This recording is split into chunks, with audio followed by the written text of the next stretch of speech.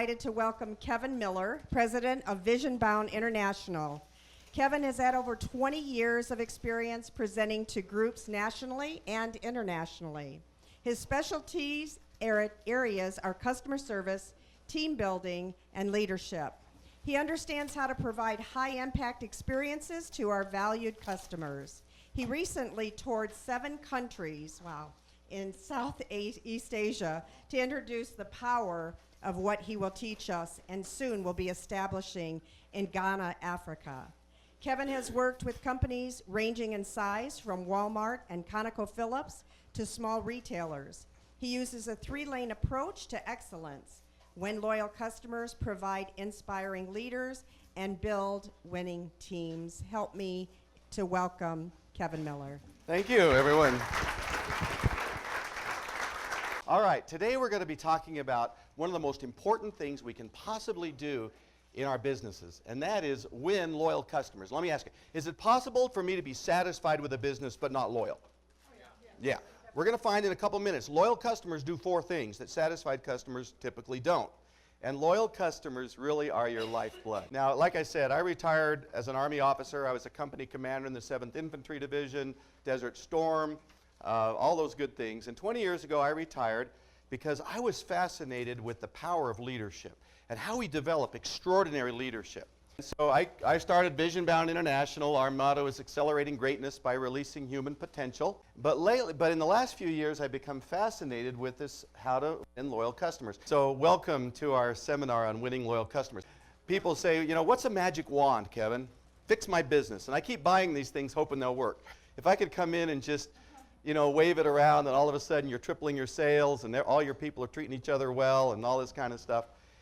And there isn't any magic wand. If there was one, I would say it's extraordinary leadership. How many of you have been around an organization that was just trashed by bad leaders? You've been there, right?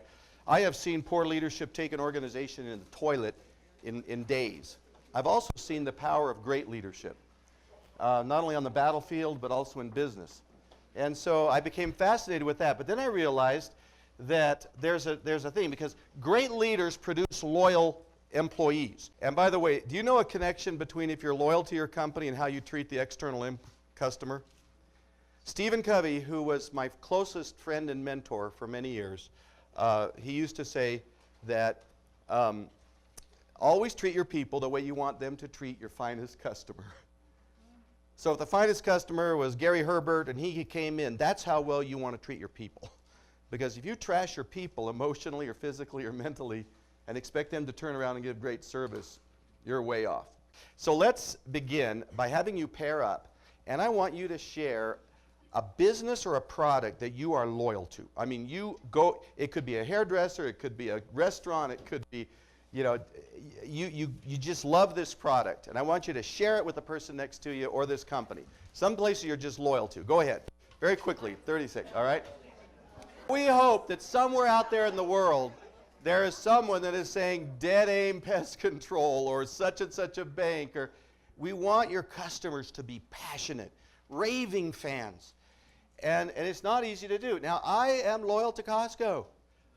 And when you're loyal to a company, you do 4 things.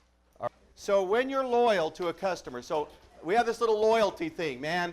You got people who are limited, moderate, sufficient, maximum loyalty. All right. So what do loyal customers do? First of all, remember that loyalty is an emotion.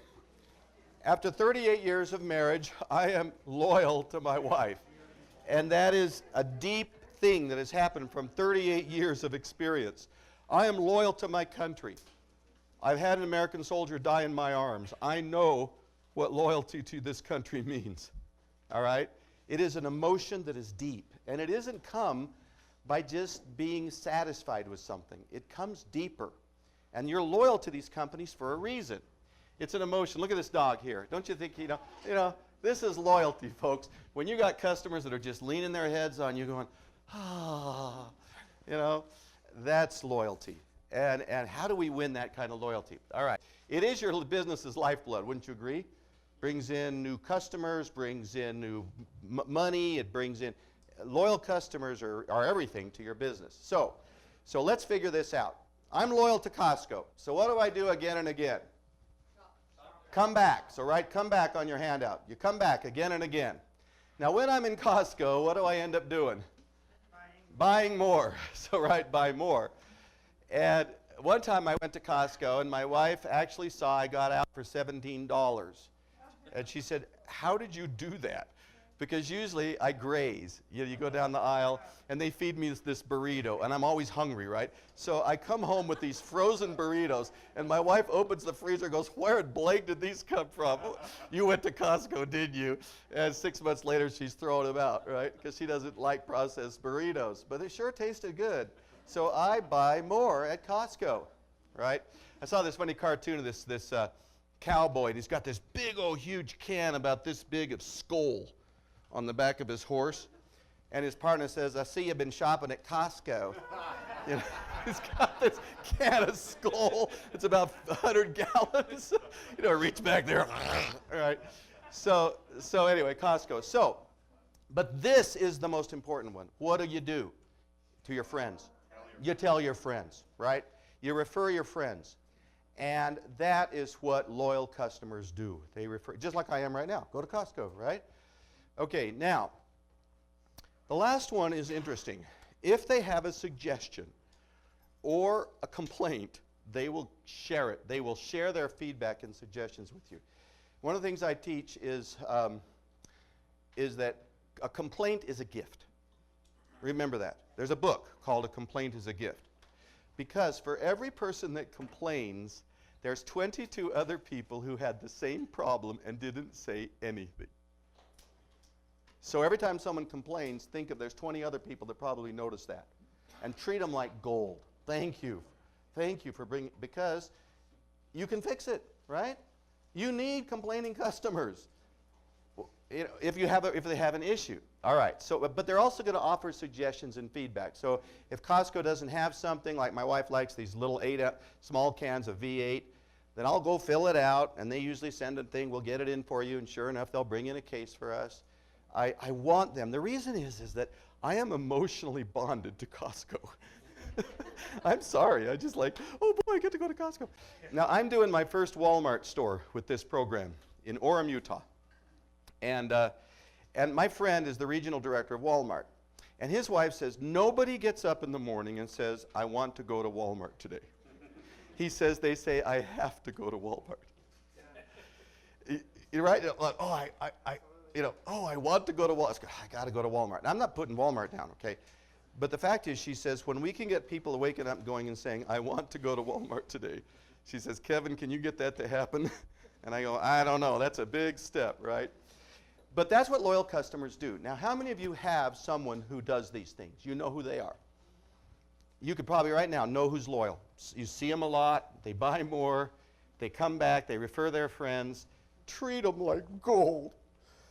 Whatever it does to hold them and keep them and win more of them is what we're talking about. So I'm going to give you just a few practical ideas of how to win loyal customers. All right. So they come back, they buy more, they refer their friends, and they offer their feedback and suggestions. So let's say that I started a business and I wanted to win your loyalty. At your tables for a minute, talk about what is it that wins loyalty for you.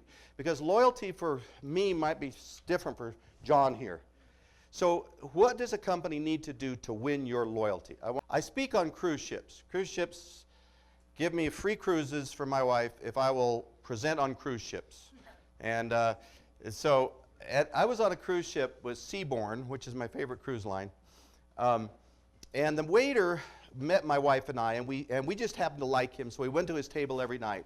And he got to know Kevin and Denise, and he found out we didn't drink alcohol, so by the second night he wouldn't even set the wine glasses out. And he treated us like a king for like 10 days. 18 months later, my wife and I walk on a different ship in the same cruise line, and he was there. When he walked in, he said, Kevin, Denise, you're back. 18 months later, 1,000 passengers, he remembers my wife and I by name, and he says, they are mine. He brings us over, pulls our chairs back, and says, and you don't drink alcohol. I still can't share that story without chills. Who else am I going to sail with than Seabourn? Right? It's just going to happen because he won my loyalty for life. And they treat me so well when we go on that ships that it's just like heaven, right? So, now, Walt Disney said, we will do what we do so well that the people who see it will want to see it again and bring friends. Isn't that a great quote? How many of you would agree that Disney does that pretty well? Yeah, they do, don't they? It is the happiest place on earth. When my grandchildren turn 8, they get a free 3-day trip to Disneyland with Grandpa and Grandma. These are my two little nieces, or my two little granddaughters. They're 11 days apart. And when they checked in, they gave them this little button that says, Happy Birthday, and they wrote their name, Alyssa and Rebecca. What do you think they heard about 100 times? Happy birthday, Alyssa, always by name. Happy birthday, Rebecca. And in fact, now I found out Grandpa's mission that day, besides paying for the whole thing, was to stand in line. Okay, so I stood in line for an hour for them to meet Tinkerbell. I stood for 2 hours for them to meet the Frozen princesses. They would just leave and ride, they'd come and when I got 2 people in front of the line and they're, okay? That's what grandpas do, right? But I remember Tinkerbell's hugging all over him, you know, and she said, I had a birthday the other day. I'm 305. And my little, like that. And they're 8 years old, right? But they walked away and they heard her say, she doesn't look 305. You know, I wanted to say, she's 20, but I didn't say anything, right? Disney creates those magic moments. When my wife was her birthday a few years ago, she had the same thing. Happy birthday, Denise. We were watching the Christmas parade. We were 3 people deep on Main Street. And as a float went by, a little cheery voice said, Happy birthday, Denise. It was Mrs. Claus, 80 feet away on the top of a float, found my wife by name and wished her a happy birthday. I pulled my camera up because it didn't stop there. Santa turned around and said, Happy birthday and Merry Christmas, Denise. And you know what happened? Before my very eyes, my wife turned 6 again. Santa, Santa, Santa. All the people around us are kind of going, you know. I would pay anything for my wife to have that kind of joy. And that moment was just amazing.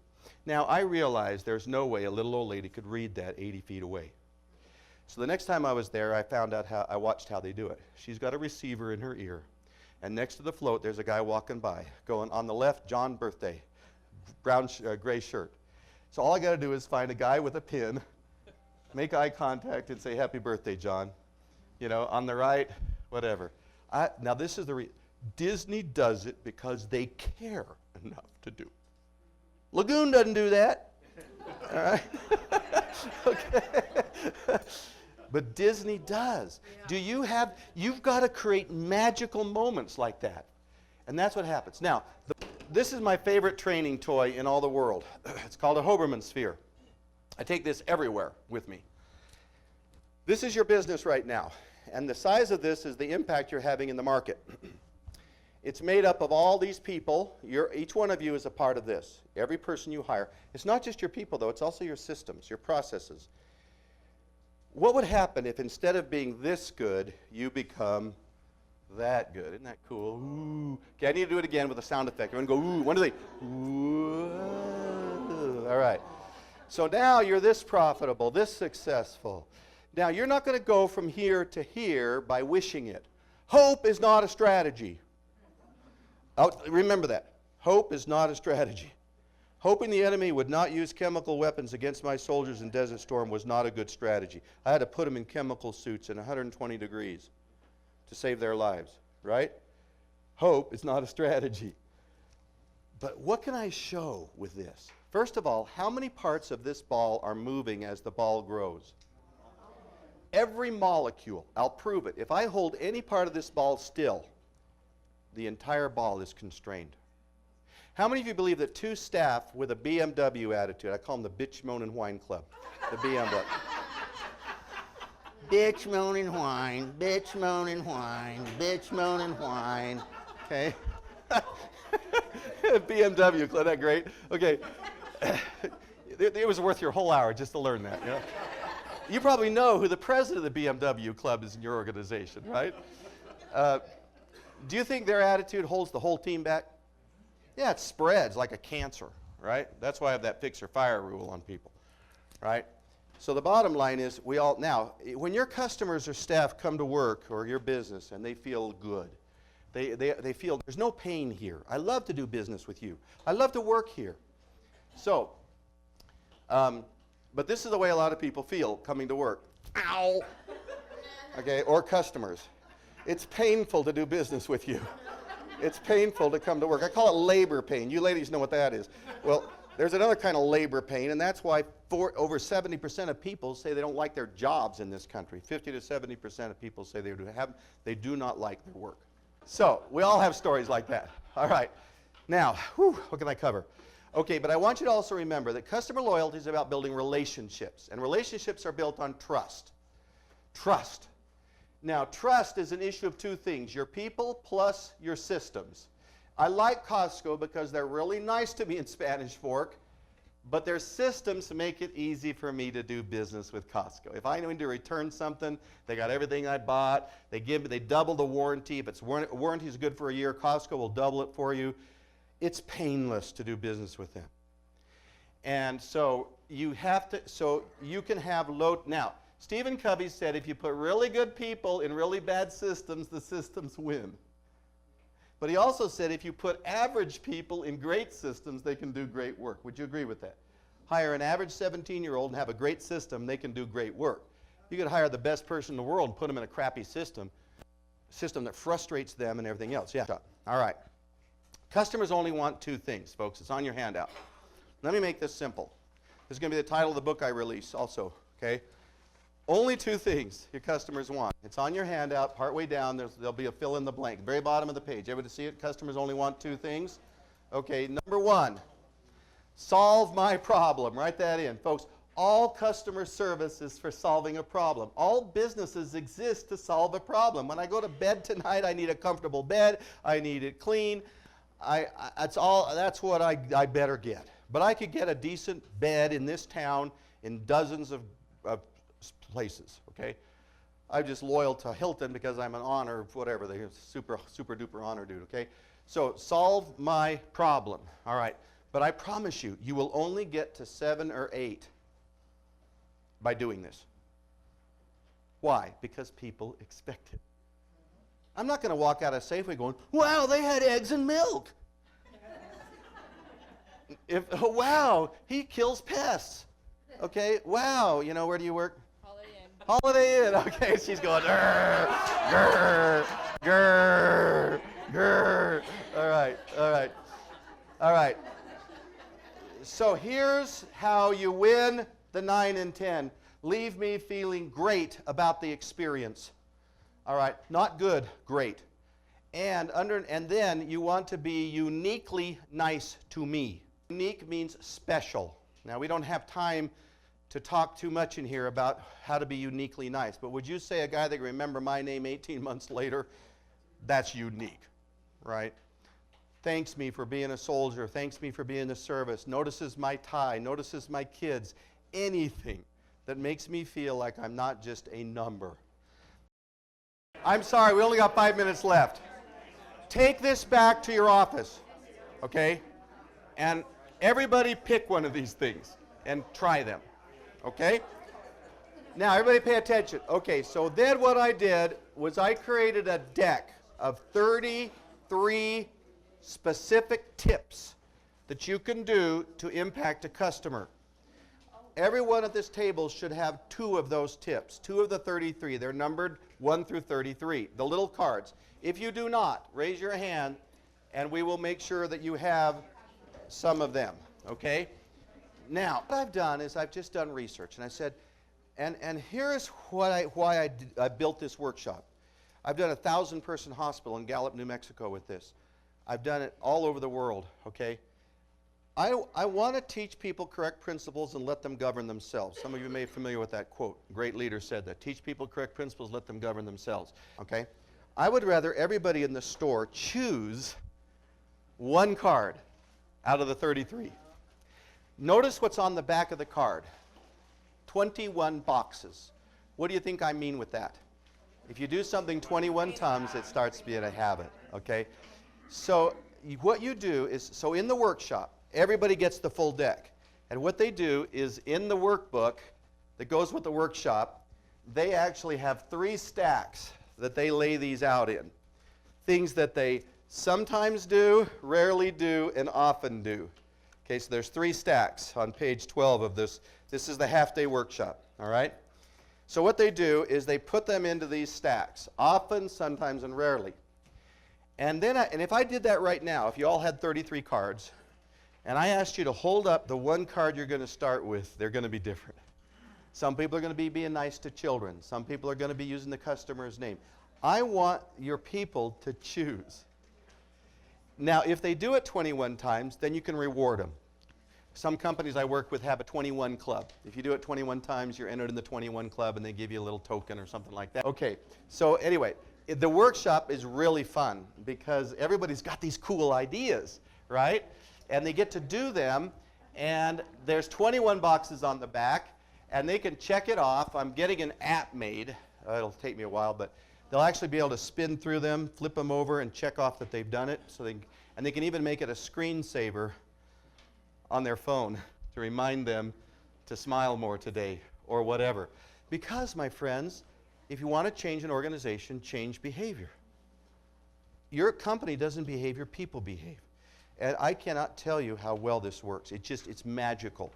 I'm getting them translated into Spanish. We're taking them to, I did it in the Philippines last month, taking it to Africa. It's just really fun. It's a fun workshop because I want people to leave with skills. Folks, I believe in this. We need to return humaneness to work. It's becoming so technical now that people are starving for human connections, and I hope that you'll just do these. But anyway, thank you for coming. This has been fun for me. I want to end with something very, very cool. Just a minute here. Just a minute. Yeah. All right. 2 quotes. Maya Angelou said something you probably have heard. They may not remember what you said, but they'll always remember how you made them feel. I am a grandfather of 6. And I remember this. When my grandchildren come, they will not remember anything Grandpa said, but they will always remember how Grandpa made them feel. And that's all I care about 50 years from now, is when they talk about, do you remember how it felt to be around Grandpa? Folks, that's the same with your customers. How did you leave me feeling? And the second one is Mother Teresa, there are no great things, only small things done with great love.